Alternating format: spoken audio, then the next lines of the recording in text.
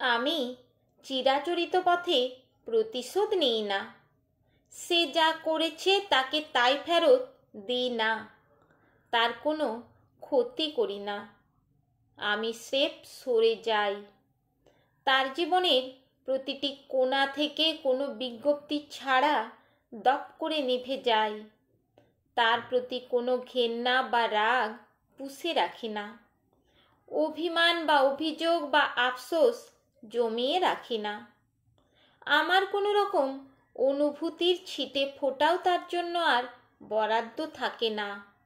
আমি শুধু তাকে ক্ষমা করে দিই এবং তারপর এমনভাবে তাকে মুছে ফেলি নিজের জীবন থেকে যেন তার সাথে আমার কোনোদিন আলাপই হয়নি।